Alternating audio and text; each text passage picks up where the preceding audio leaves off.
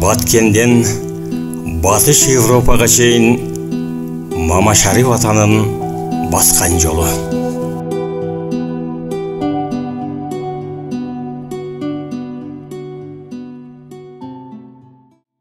Экинчи дүйнөлүк согуш жөнүндөгү материалдарда, окуу китептеринде, кино тасмаларда советтик аскерлердин ийгиликтүү чабуулдарына, жеңиштерине көбүрөөк басым жасалган. Ал эми советтик аскерлердин ийгиликсиз чабуулдары, жеңилүүлөрү көмүскөдө калып келет. Советтик аскерлердин, советтик туткундардын темасы советтик идеологиянын инерциясы менен бүгүнкү күнгө дейин жабык тема бойдон калып келүүдө. Биз Салиев Мамашари атанын өз колу менен жазган таржымалынан, өздүк документтеринен, уул кыздарынан, бир туугандарынан, замандаштарынан сурамжылоо, изилдөө жүргүзүп, Салиев Мамашари атанын Батыш жана Чыгыш Европадагы туткунда өткөргөн оор күндөрүн, андан кийинки Сибирдеги каторгадагы өткөргөн оор күндөрүн, чиелеш тагдырын чагылдырууга максат кылып турабыз. Салиев Мамашарип курамында болгон аскер бөлүгү 1941 жылы Вязма салгылашуусунда Курчоодо калып, 8 күн коргонуудан кийин алардын баары туткунга түшкөн.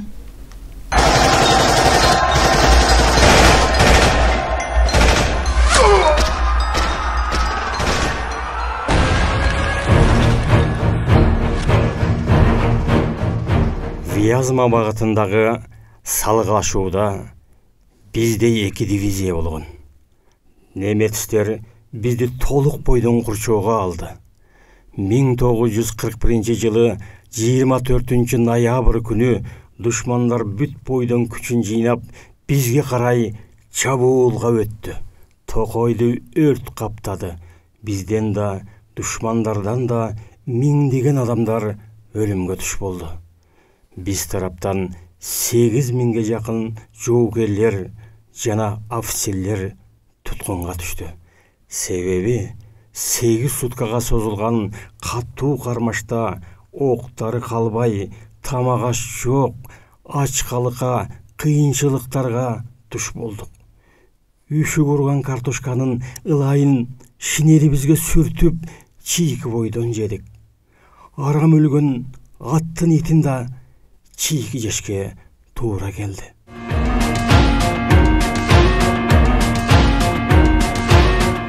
Чачылган туз насипке айла жок. Кыйын күндөр көрдүм, ачка ток. Күнөөсүз күнөөлүүлөр менен бирге аргасыз олжо болдум, атаарга огум жок.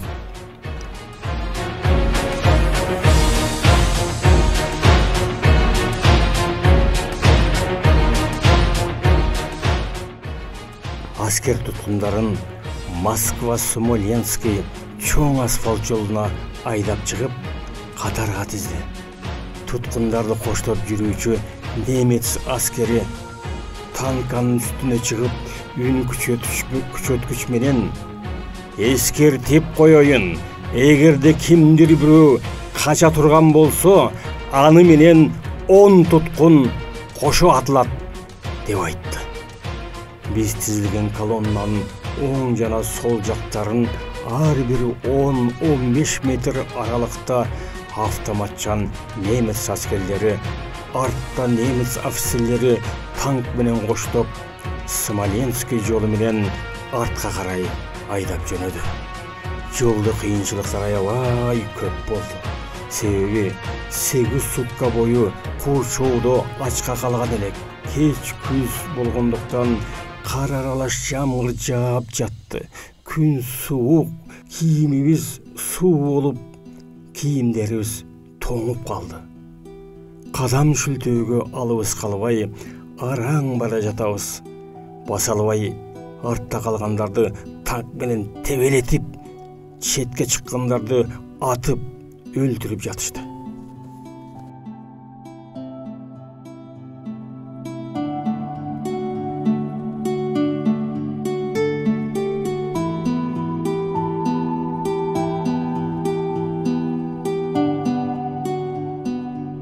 1929 жылы кабыл алынган Женева конвенциясынын шартына ылайык согушкан тараптар аскер туткундарына гумандуу мамиле жасоо, турак жай, тамак-аш менен камсыздоо, ден соолукка зыян келтирүүчү жумуштарда пайдаланбоо, эс алууга тиешелүү шарттар жана ооруларга медициналык жардам көрсөтүү каралган. Бирок экинчи дүйнөлүк согушта андай мамиле эки тараптан тең болгон эмес. Салиев Мамашариптин өмүр таржымалын изилдеп олтурсак, анын жаштыгы бул Ватан мекендик согуш жылдарына туура келгендиги менен айырмаланса, ал өзүнүн зиректиги жана ар ишке жөндөмдүүлүгү менен айырмаланган.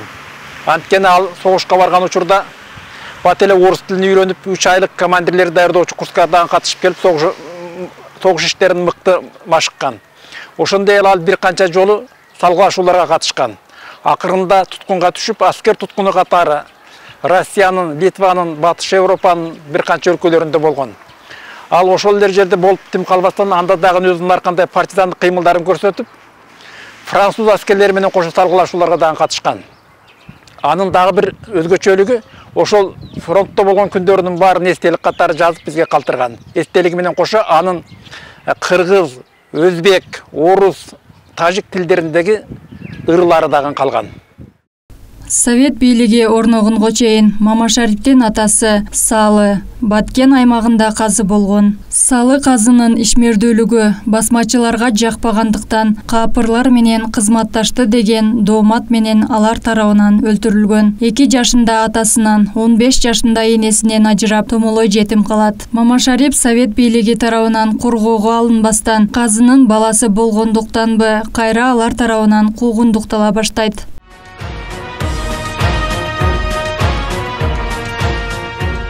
1937 жылы болгону башталгыч мектептин 4-классын бүтүрдүм. Мени казынын баласы деп Сүлүктү шахтасына иштөөгө жиберишти. 1938 жылы Сүлүктүдөн качып келдим. Ушул баягы немеликке, казылыкка. Ошо Пишпектен бүтүп келип анан ушу зонада казылык кылган экен, казылык кылган экен. 1939 жылдын аягында Советтик армиянын катарына чакырылдым. 1941 жылы июнь айынын агыркы күндөрү күн ысып калган, эгин-тегин орушуйда жакшы болгон жыл эле.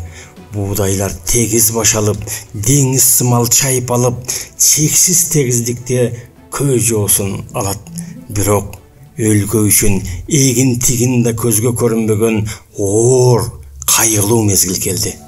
Внимание, говорит Москва. Сегодня в 4 часа утра, без всякого объявления войны, германские вооруженные силы атаковали границы Советского Союза.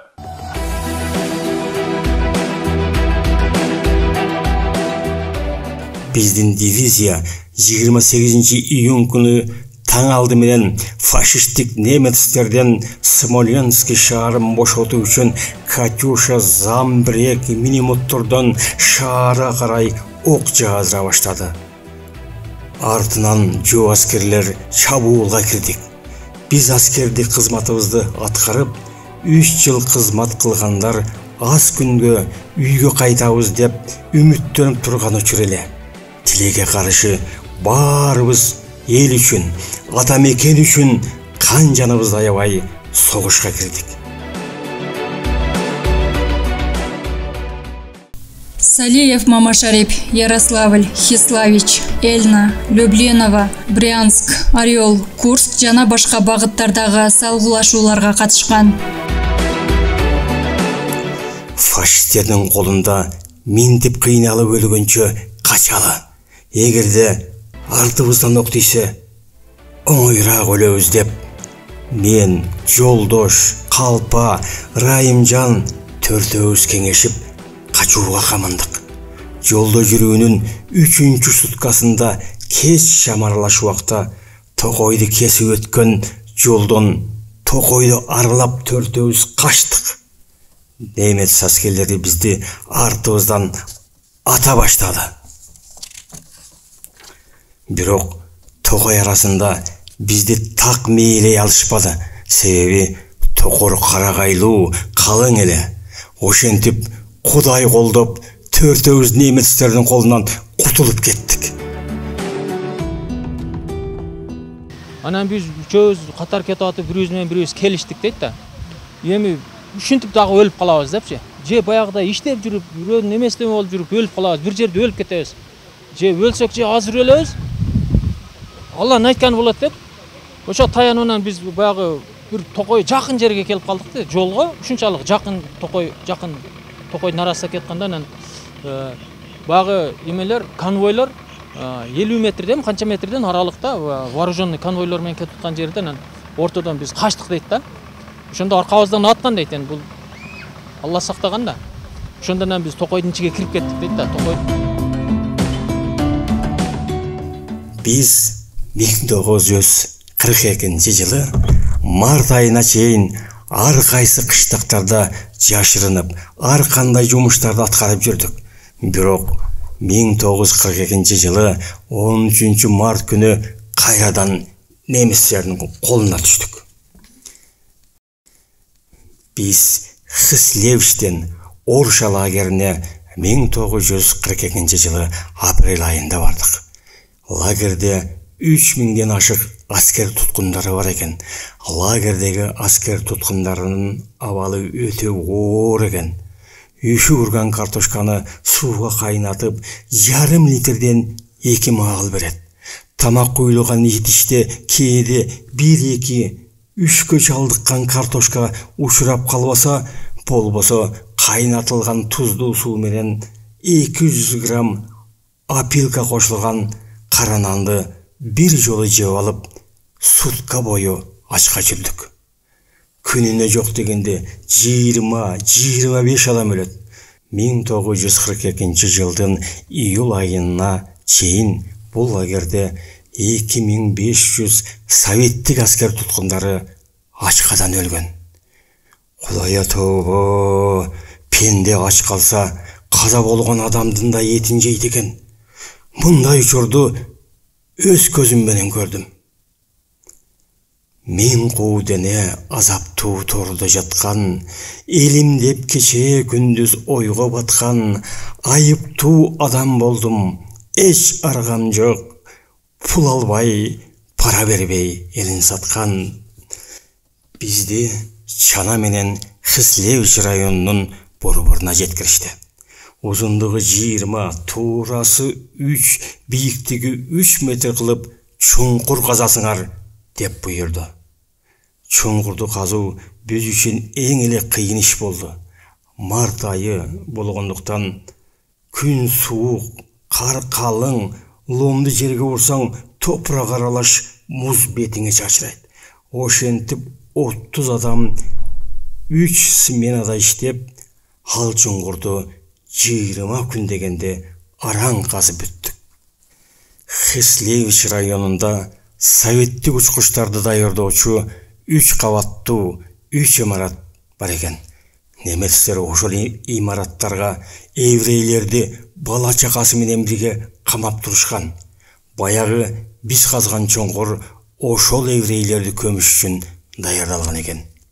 Маалымат булактарында Хислевич районунда 1942-жылдын 20 марты еврейлерди массалык түрдө атуу күнү катары белгиленген.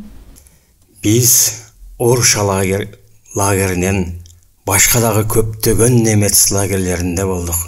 Варшавага жакын жердеги Меньяминова, Шеуляй кум лагерлерине алып барышты. Андан бизди миңдеген аскер туткундары менен кошо поезд менен Литва СССРнин Хауна шаарына жеткиришти. Хаунастын четиндеги лагерди орустар смертельная яма дешет экен. Биз өлүм лагеринде көптө турбадык. Себеби ишке жарактуу туткундарды жергиликтүү байлар ишке алып кетип жаткан экен. Мени слесарь катары курал жарак мастерскойуна алып кетти. Салиев Мамашариптин эскерүүсү боюнча кайсыл жерде болсо да жергиликтүү элдин баары аскер туткундарына гумандуу мамиле жасашкан. Аларды жашырып, колдо болгон тамак ашын, кийим-кечегин берип, кам көрүшкөн. Үй жумуштарына иштеткендер да сый мамиле жасашкан. Атам айтат эле, биз ушунчалык питтеп, кийимдерибиз пит болуп, өзүбүз эме болуп калганда, ванняга түшүрүп, кийимдерибизди жууп, питибизден тазалап, курсагыбызды тойгозуп, анан бизди жашырат эле дейт да, баягы. 1943 жылы Каунас концлагериндеги аскер туткундарын немецтик штаб Польшадагы лагерге бөлөт. Польшадан мусулман туткундарды өзүнчө бөлүп Италияга деңиз жээгин бекемдөө иштерине алып барышат. Алардын арасында биздин каарман Салиев Мамашарип да болот. Ошентип Баткендин айылында туулуп өскөн Салиев Мамашарипте тагдырдын таразасы бирде оңго, бирде солго ооп, согуштун зардабы, туткундун кесепети менен Россияны, Чыгыш Европаны кездирип, Батыш Европага, экинчи дүйнөлүк согуштагы үчтүктүн бири болгон Италияга чейин алып барган. Билсеңер күнөөсүзмүн элим үчүн, кан төктүм, жоо бетинде берип күчүм, жараткандан берилген буйрук экен, алыскы батышка да жетти изим. Жайында кирген дайрадай, замана кандай түрлөндү, көрсөттүң го капыстан, санаада жок күндөрдү. Уктасам түшкө кирбеген, тозоктон тозок түрмөңдү. Туткунчулуктун буга чейинки азап тозокторун көргөн Салиев Мамашарип курдаштары менен лагерден да качып чыгышат. Арып, чарчап, күндөп, түндөп жүрүп олтурдук. Акыры бир бийик аска зоого барып та калдык. Бир маалда бизди жогору жактан бирөөлөр ышкырып, автоматтардын дууласын көздөп, ташталган жип менен жогору карай чыгышыбызды буйурду. Чыгып барып, тилдерин түшүнбөдүк. Алар француз аскерлери экен. Бизди абдан чоң танка, самолет бата турган подвалга алып кирип, командирге жолуктурду. Француз аскерлеринин башчысы узун бойлуу, чапжак келген генерал Шарль де Гол деген экен. Ал бизди эс алдырып, согуштук машыгууларга катышууга буйрук берди. Ошентип биз аскер туткунунан бошонуп, француздардын армиясынын катарында бизди туткундаган немистерге каршы согуша баштадык. Аскер туткундарынын аракеттери партизандык кыймылдар менен байланышкан. Себеби концлагерден качкан туткундар партизандык аскерлердин негизги бөлүгүн түзгөн. Экинчи дүйнөлүк согуштун тарыхында аскер туткундарынын Франция, Италия, Германия, Бельгия, Югославия жана башка мамлекеттерде партизандык кыймылдарга кошулганы белгилүү. Тагдырдын ташы Салиев Мамашарипти француз генералы Шарль де Голдун армиясына фашисттерге каршы согушууга алып барган. Ал француз армиясынын катарында 1945 жылга башкача айтканда улуу жеңишке чейин болгон. Европадан поезд менен кайтканыбызда бизди СССРдин чек арасынан куралданган аскерлер күтүп алышты. Арадан кандайдыр бир чыр чыгып атышуу башталды. Эшелонда келе жаткан аскерлердин көпчүлүгү набыт болду. Мен колумдан жаракат алгандыма байланыштуу колго түштүм. Госпиталга жеткирилдим. Колум сакайгандан кийин тирүү калгандарга кошуп подвалга камап коюшту. Күнүнө сурак алып чыгып, көпчүлүгүн атып таштады. Бактыма жараша госпиталда лейликтик врач досум Ражаваль иштейт экен. Анын жардамы менен чек арадан өтүп кеттим. Экинчи дүйнөлүк согуштагы аскер туткундары боюнча так маалымат жок. Айрым маалыматтарда 3 миллион 400 миңден 5 миллион 700 миңге чейин деп берилет. Алардын ичинен 1 миллион 700 миңи мекенине кайткан эмес. 180 миңи башка өлкөлөргө кетишкен. Анткени аскер туткундарын СССРдин аймагында атып жана камап жатышкандыгы жөнүндө эскертүүлөр берилген. Аскер туткундарынын ата мекенине кайтып келүүсү оор болгон. Анткени аларды атайын болгон текшерүүдөн өткөрүү үчүн коммунисттик режимдин күчтүү системасы иштеп, аларды андан да оор тагдырлар күтүп турган.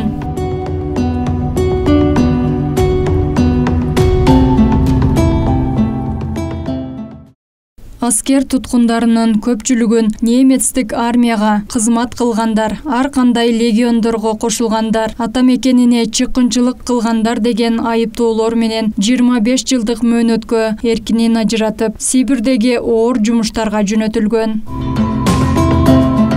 Буюрду Алла Таала кайттым элге, киндик каным төгүлгөн өскөн жерге, териштирбей 25 жылды берип айдады алыскы Сибир жерине. Аскер туткуну катары чет жерде көргөн азап тозокторунан арылып, өз ата мекенине келгенден кийинки алардын тагдыры абдан кейиштүү да, абдан оор да болгон. Бир жагынан соттолуп, психологиялык жактан кыйналса, экинчиден Сибирдин каардуу суугу, катаал климаты жана оор жумуштар алардын ден соолугун олуттуу жабыркаткан. Аллага барбы жазганым, армандуу кылдың мен дейди. Атакем тирүү болгондо, ат тең балан деп издеп келбейби? Коммунисттик саясат өзгөрүп, аскер туткундарына берилген мунапыстан кийин Салиев Мамашарип 1956 жылы туулган жерине келип, Айдаркен сымап комбинатында, андан соң колхоздо эсепчи, бригадир, прораб болуп иштеген. Кыскасы Бозадырдын ушул азыр Кудай айыл болушуга эң биринчилерден болуп атамдын эмеси эмгеги өтө көп ошол жерде. 2004 жылдын 5 январында Россия Федерациясынын өкмөтүнүн алдындагы өз ара түшүнүү жана элдештирүү фондунун эксперттик комиссиясы улуттук социализм мезгилинин аргасыз эмгегинин курмандыгы катары Германиянын эс тутум, жоопкерчилик жана келечек фондунун каражаттарынан төлөмдөрдү алууга Салиев Мамашариптин өтүнүчүн карап, сиз берген документтер боюнча сиз согуш жылдарында аскер туткунунда болгонсуз жана мажбурлап иштеген мезгилде туткун статусуна ээ болгонсуз. Эксперттик комиссия сизге мажбурлап иштеген адам катары жана аскер туткуну катары төлөмдү чегерүүдөн баш тартуу жөнүндө чечим кабыл алды деп атайын кат менен жооп берген. Экинчиден, анын аскердик туткунда болгондугун аталган фонд расмий түрдө тааныган. Жерде болгон боюнча бир Франциядан французга келип ушу изилдеп кеткен эди. Ошону апарып көрсөткүлө дегенден Мамашарип апардым үйүнө. Апаргандан кийин ал киши менен сүйлөшүп калды. Суроолор боюнча барды, орус тилинде болуп калды. Бирок Мамашарип раматылы орус тилинде жакшы сүйлөйт эле. Жакшы өзүнүн өмүр баягына баскан жолдоруну, Европада жүрүп, кайсы жерде плендерде жүргөн, кимдердин колунда жүргөн, кайсы жерден жакшылык көрүп, кайсы жерден жамандыкты көрүп, кайсы достор менен жүргөн, кайсы шериктер менен жүргөн, Кыргызстандан барган шериктер менен кошо жүргөндөрдүн баардыгын айтты.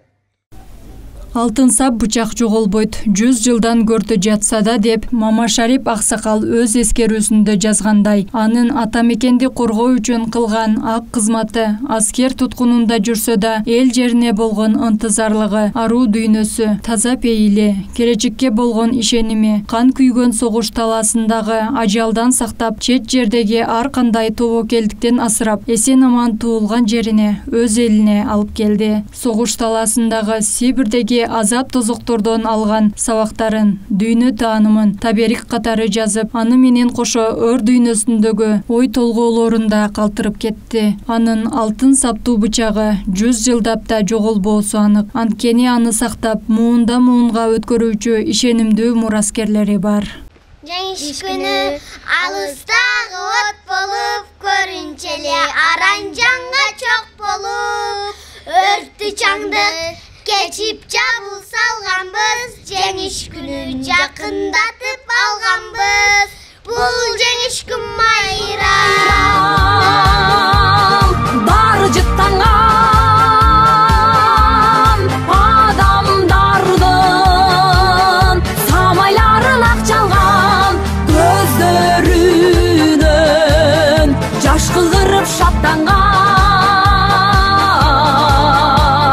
Жеңіш күні, жеңіш күні, жеңіш күні.